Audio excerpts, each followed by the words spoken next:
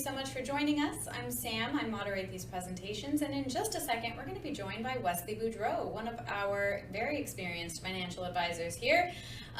He's going to be giving you some updates on changes coming to taxes for upcoming 2026 tax season. I cannot believe it's already almost 2026, but nevertheless, he'll be giving you all the updates you need so that you can prepare. Before he comes on, very quickly, want to remind you that we are not endorsed by any specific company. We are not with your company. We are a group of financial advisors, so please keep that in mind as you're listening along. On the screen, you will find a Q&A box. It's completely anonymous. Feel free to ask away while Wesley's speaking. We would be thrilled to answer your questions with you after the webinar has ended. I'll reach out to one of our advisors and make sure that they reach out to you, either through phone or email, to answer those questions with you. You can also click the links that are going to pop up above Wesley's head. They're going to guide you to our website. Click on those. You can book a free 15 or 30-minute block of time with one of our advisors. You can also subscribe to our newsletter and take advantage of all of the blogs that we have available. We have many, many blogs to keep you updated on your retirement. So take advantage of those. And without further ado, let's jump right into it with Wesley Boudreau. All right, thank you very much for the introduction there, Samantha. And like she said, my name is Wesley Boudreau, one of the financial advisors here with the Retirement Group, now part of Wealth Enhancement Group. We'll get into what that means a little bit later at the end of this presentation.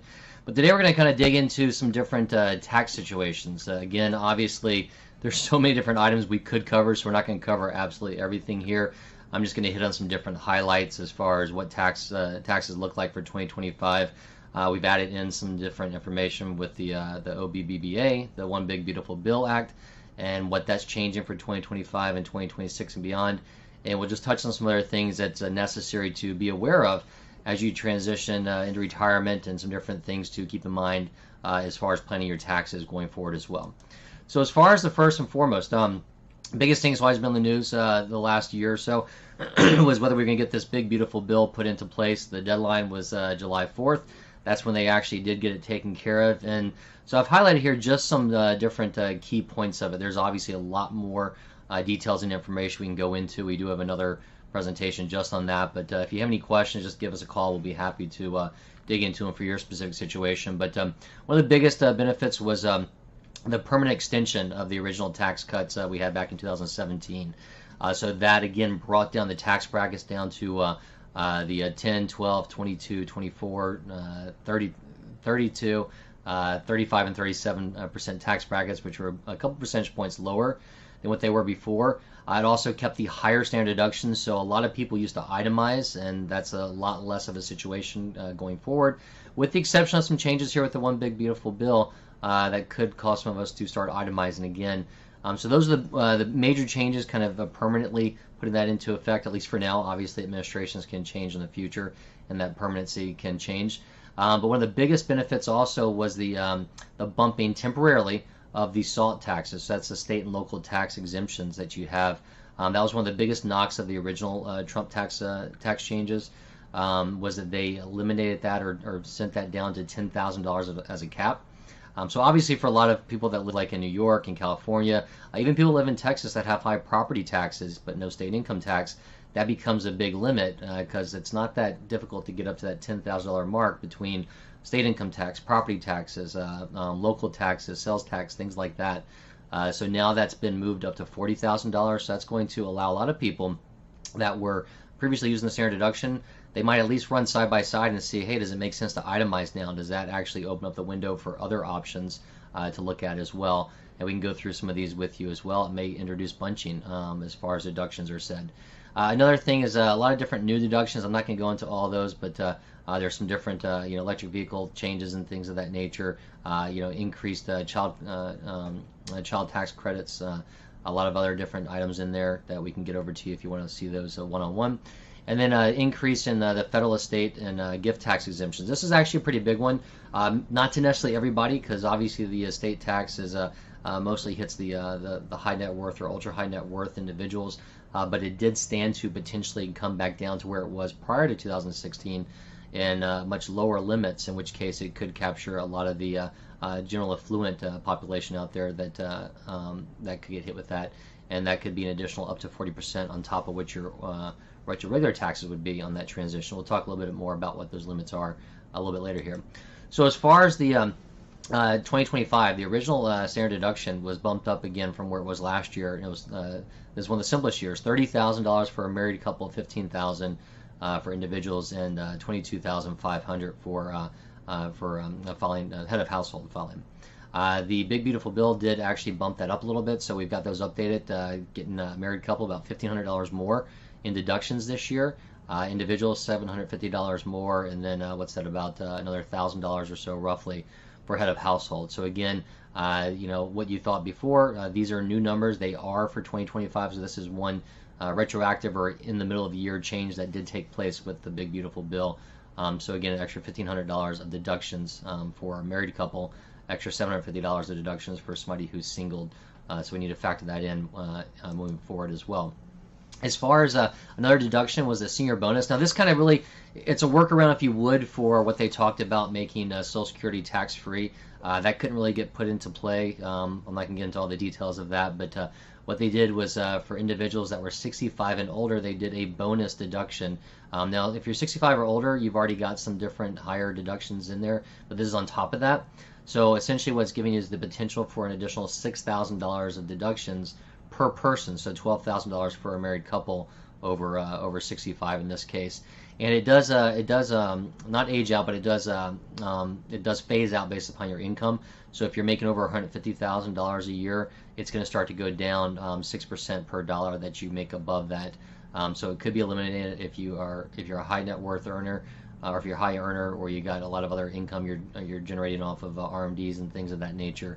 But if not, and you're under that 150, it could be substantial. That's an additional $12,000, which gets you up to about 46 grand total or so in potential standard deductions. If we take a look at this chart here, this is top is going to be assuming somebody, a married couple, under the 150 mark, and the below somebody over the 150 mark. So you can see on the top here that standard deduction has been bumped up to the 31,500. There was already 3,200 in additional age credits or deductions in there before the bonus deduction. That bonus deduction, again, that's going to be here for the next 3 years, is up at 12,000 for these couples, or this couple that's under 150.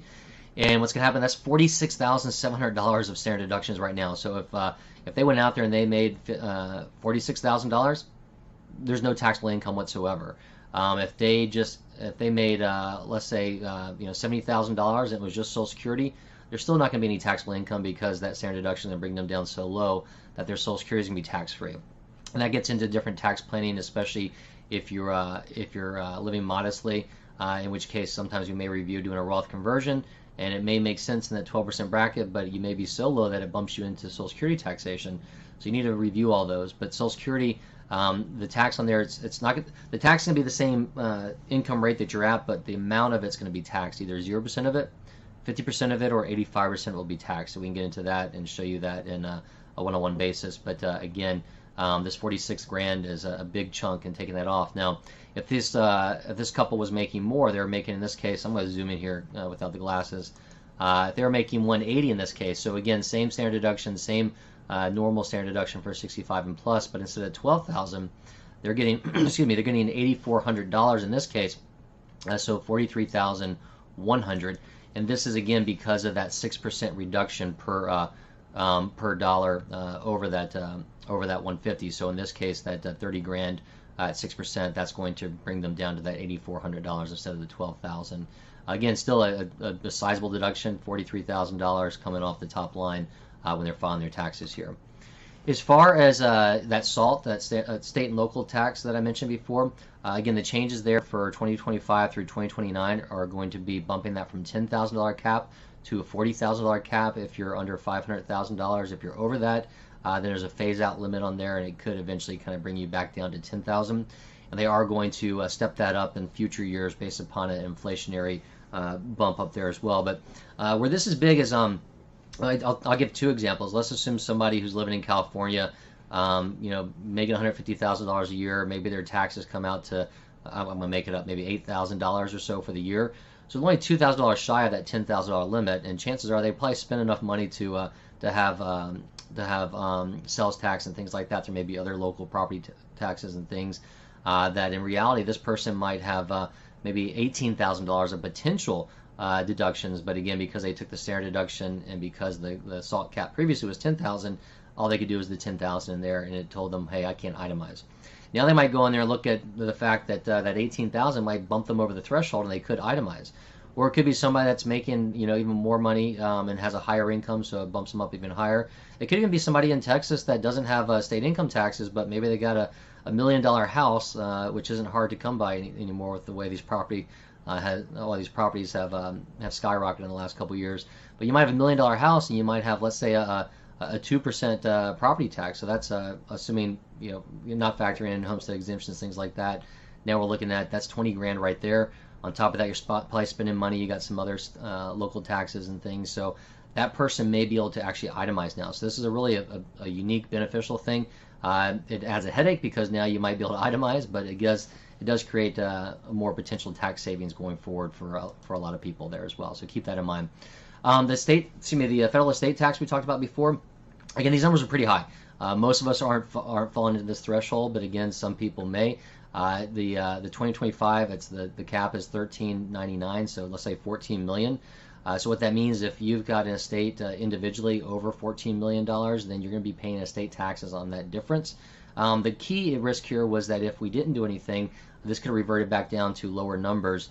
So let's assume maybe somebody's got $8 million and they're single, and let's assume that the estate tax had dropped back down and maybe it was $5 million. That means there's $3 million that could potentially be charged up to 40%. So what's that? Another $1.2 million that's gone to your beneficiaries, and that's on top of if this was an IRA and you're paying taxes on it and things of that nature. In a brokerage account, you get step up cost basis as it stands now. That can always change, but again, if you've got a really substantial net worth, and in this case, it's really beneficial. So again, they're going to bump that up to 15 million even numbers next year. So 15 and 30 for a couple. We say 30 because it's 15 each individual. So you can also you can pass on to your spouse with no limits. You can have $100 million. It goes on to he or she, but again, at that point, then they are limited by that 15 million. So we say 30 million, but you need to do some estate planning in order to get that, because you're going to have to do a bypass trust and things like that to realize all that. So again, give us a call. We'll be happy to kind of go into those details with you. But this was a great benefit because it did bump up that. So less and less people are getting caught up in the estate tax situation. Another issue is if you've got a lot of real estate, it can create a fire sale. If most of your assets are built up in real estate, you get hit with an estate tax, you may be forced to sell, or your beneficiaries may be forced to sell some property to free up money to cover that. So getting into the tax brackets, again, these tax brackets did not change. We're still at the 10, 12, 22, 24, 32, 35, and 37% tax bracket. Still 0, 15, and 20% for the long-term capital gains. What's changed here is going to be the amount that you're taxed on. The breakpoints, if you would, have kind of gone up a little bit, and they'll continue to go up next year and future years. But again, this combined with the higher standard deduction is going to be a big issue. So again, if we take a look at, we like to talk about that 12% bracket because that next jump is the biggest jump from 12 to 22.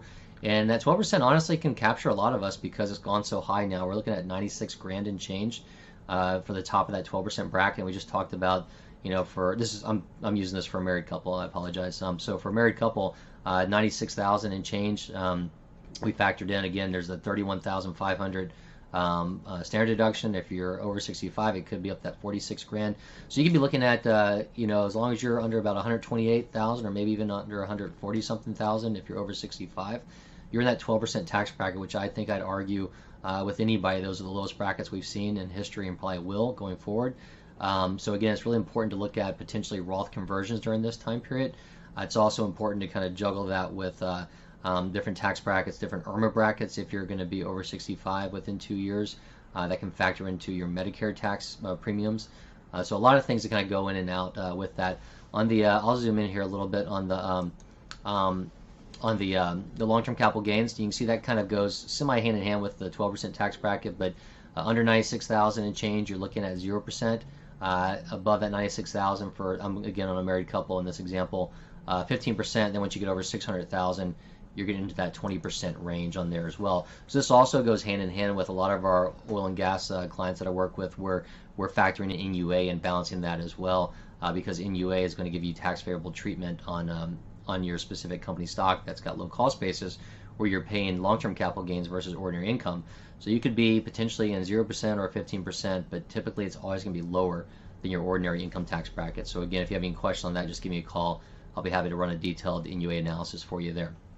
As far as contributions and getting into your 401ks, if you're still saving that way, and your IRAs, the contributions for the 401ks haven't changed for 2025. It's $23,500, and then if for the an IRA limit, it's going to be $7,500.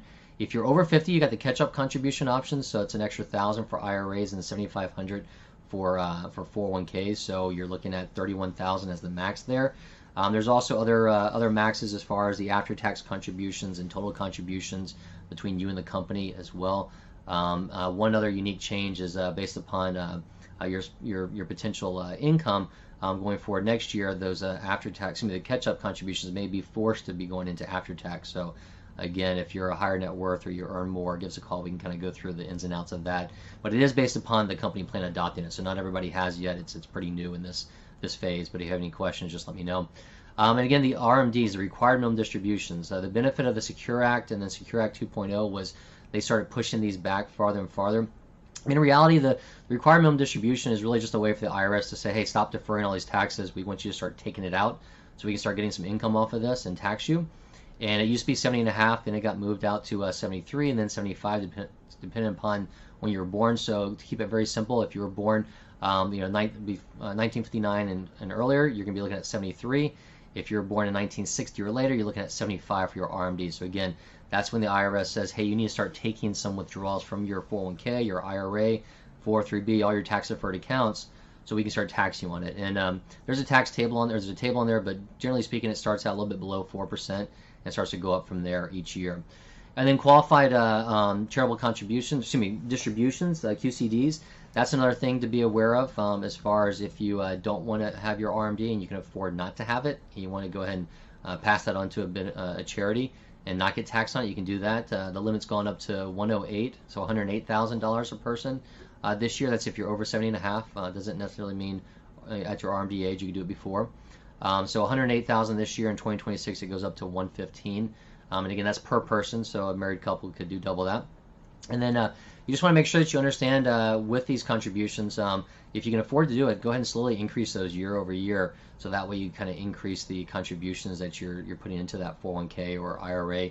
But it also may be beneficial to review whether or not you want to do that. You may want to just specifically max out what you can get for the company match if you have that, and it may be that you want to look at moving more to an after tax, so you can do a backdoor Roth strategy, or it may be that you want to save more for an upcoming purchase, a new house or something like that. So again, there's a lot of different nuances, but again, review this each year as you transition and kind of have a clean slate going into January.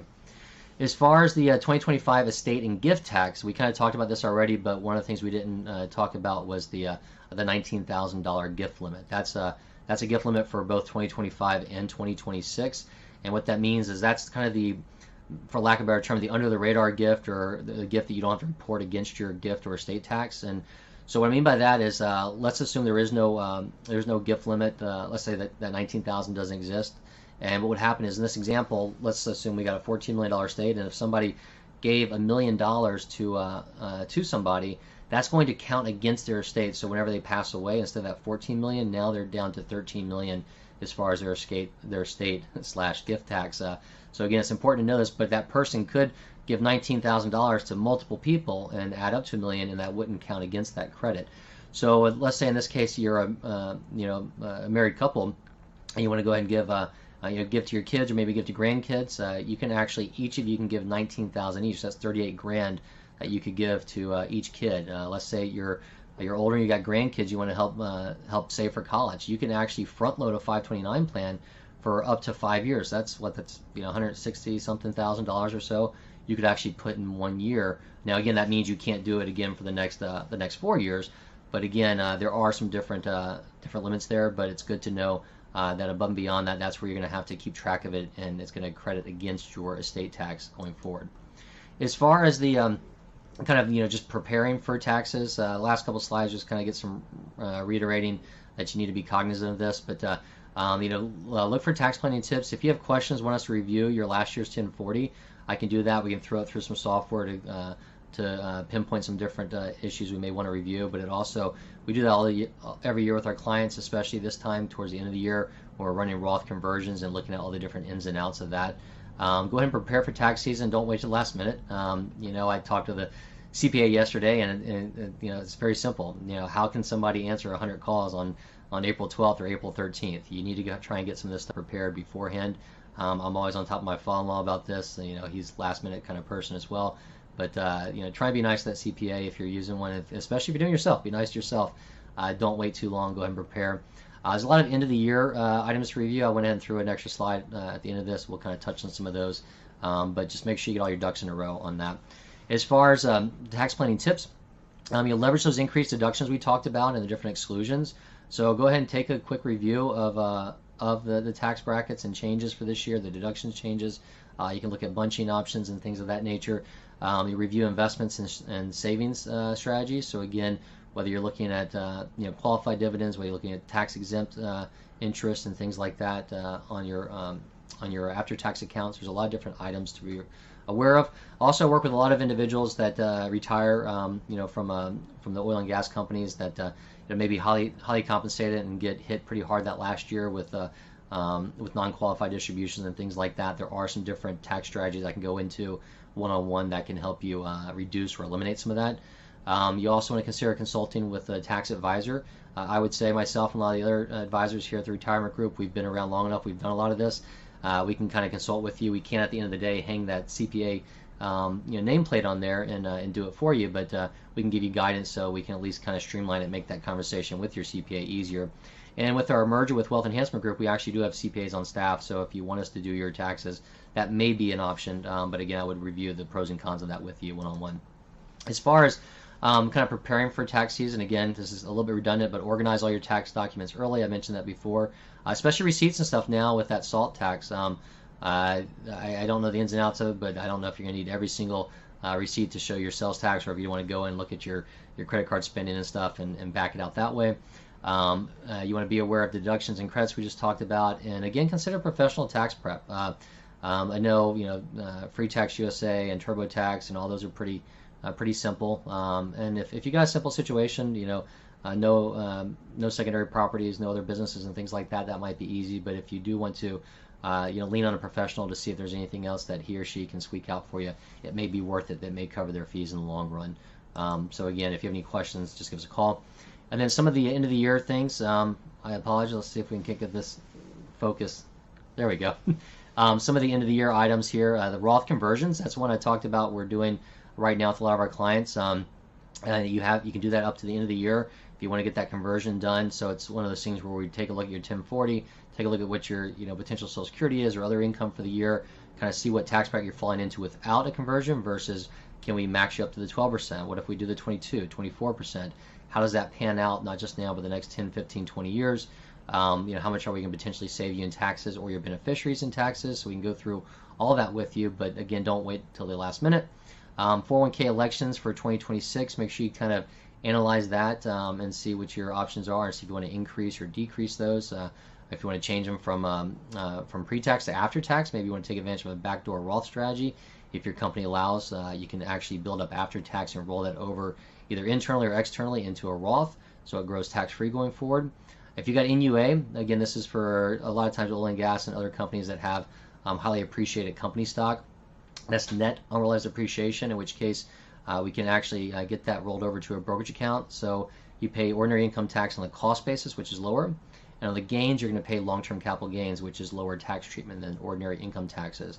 But it may or may not make sense for everybody, so it's important to give me a call, and I'll be happy to run through that with you one-on-one, see if it does make sense for you, because there are some different hoops to jump through in some cases.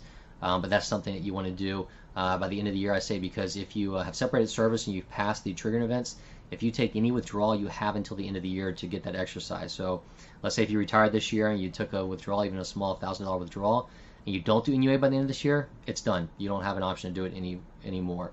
So go ahead and give us a call on that. We'll be happy to dig into it for you. Charitable giving, again, a lot of different charitable giving options. There's some adjustments to that this year as well. But whether you're going to be donating outright or doing a donor advised fund or setting up a charitable remainder trust or things like that, You want to get all that done by the end of the year because again, it's going against your tax filing, your taxes for the year, not your tax filing deadline.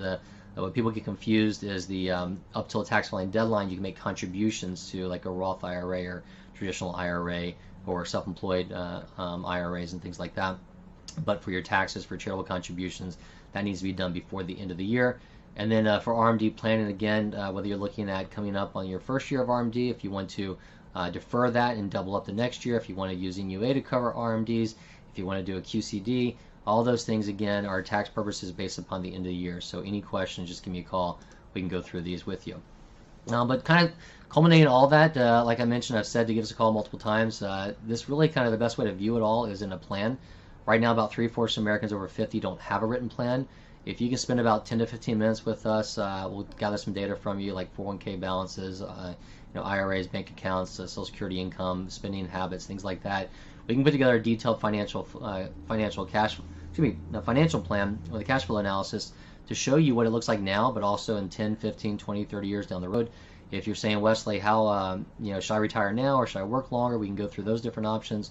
Should I take a pension lump sum or an annuity? We go through those side by side as well, so we can give you multiple variations to show you what your potential options are going to be. And that can help you with that financial side. Then you still have the emotional side as to whether or not you're ready to retire. But at a minimum, we want to at least give you an idea of where you stand. And if you've done one with us before, but it's been a couple years, go ahead and give me a call back. We can update them because obviously things have changed in both the market and interest rates for that. So I know you have worked. I know a lot of you have worked with us in the past, and a quick reiteration of who the Retirement Group is. We are an independent financial advisory firm, been working for 30 years with Fortune 500 companies, helping them transition into retirement. Myself and our other advisors tend to focus on a selected number of companies, so we know your plans inside and out, so that way if you've got questions, whether it be on the 401k, the pension plan, healthcare, retiree, medical benefits, life insurance continuation, things like that, we can go through all those ins and outs with you, and it allows us to kind of help you transition and plan for retirement so you maximize your benefits the company's going to give you. And we just ask that after that or even during that process, if you need help on the investment side, you throw our hat in the ring when it comes time for that. If you're not going to be a DIY, even if you are DIY, we can give you some guidance and kind of help you determine if you want to stick that way or if you want to split the accounts up. If you're working with somebody else, we can give you a second opinion on there as well. Another benefit here is that complementary cash flow analysis I mentioned. We continue to do that as a complementary option in hopes that obviously you throw our hat in the ring or tell somebody else about us when it comes time for the transitioning. And then to kind of add to this, as I mentioned, Wealth Enhancement Group, we merged or got acquired by them last year in 2024. They're one of the bigger RIAs out there, so a registered investment advisory firm. Right now, as of 2025, we got about over $110 billion under management, over 150 plus offices across the United States, 600 or 700 advisors across the United States. So rest assured, if you need to sit down with somebody face-to-face, we can likely accommodate that. You can give us a call. We can work via phone call, email, web communication, whatever your preference is going to be. But again, that benefit of Wealth Enhancement Group is we also now have access directly inside to trust services and estate planning services, tax services, things like that. There's a wealth of other information that we have access to that we didn't have before, and a lot of other firms don't have access to. So again, we can be your one-stop shop to cover any questions or any items you need. So I'm going to go ahead and, speaking of questions, I'm going to try and take care of some of these questions that I saw come through. I'll take care of two of them. If there's any more, we can circle back on them. But while I do that, I'm going to leave this up here for a little bit. If you have questions, give us a call at 800-900-5867. Ask for Wesley or any other advisors. And I apologize, this thing keeps going in and out. You can also email us at info@theretirementgroup.com. There's a couple QR codes up here if you want to use that on your phone to get into our LinkedIn to maybe follow along your specific company plans, or go ahead and get into my calendar or others' calendars in order to schedule an appointment with one of us. So some of these questions, let's see here. Can I still make a Roth conversion after my RMD starts? Okay, good question. I think I talked a little bit about the RMDs and stuff, and we talked about Roth conversions, but not the two together. So a Roth conversion, again, that's if you're taking IRA money or 401k money and paying taxes on it and converting it over to a Roth IRA so that now it starts to grow tax-free. So let's pretend somebody takes $50,000. That's going to add $50,000 to their income for the year. So that's why we budget and look at the 12% versus 22 and 24 and things like that, because that $50,000 in this example may bump them into the next tax bracket. So that break even may take a little bit longer. But what's going to happen is that $50,000 in this example now is going to grow tax-free for the rest of their lives. So they're not generating additional interest that's going to be taxable eventually to them and or their beneficiaries. Now, however, if you are RMD aged, if you're already taking RMDs, or if you're about to be 73 or you're going to be 75, you have to satisfy your RMD first. You can still do a Roth conversion, you just can't convert your RMD. So let's say your RMD is going to be $50,000, you have to take that $50,000 first before anything else happens, and then you can do a Roth conversion. Now, if you're lucky enough and you don't need that much money and you're focused more on converting for beneficiaries, you could actually do that QCD we talked about for that Roth, and that way it's kind of a wash. You donate that to charity directly, and that $50,000 doesn't count. Then you can do a Roth conversion, so keep yourself in a lower tax bracket there. So a lot of different planning to kind of go in and out with that, so just give us a call. Excuse me, we can go over that with you. One more I'll knock out. I heard something about bunching deductions. What is that? I think I used the term once or twice in there, but I didn't elaborate on it. So bunching is, especially now that they've got the higher SALT, could be beneficial, but that's when you bunch your deductions. So for instance, in some cases, I don't know every state, but some states you might be able to prepay your property taxes or pay them twice in 1 year. So that way you bunch your property tax years. Let's say you got $10,000 of property taxes, you can bunch them in 1 year. Now you're paying 20 grand, and that's going to get you above that $10,000 SALT limit, and to get you into the benefit of that new 40,000.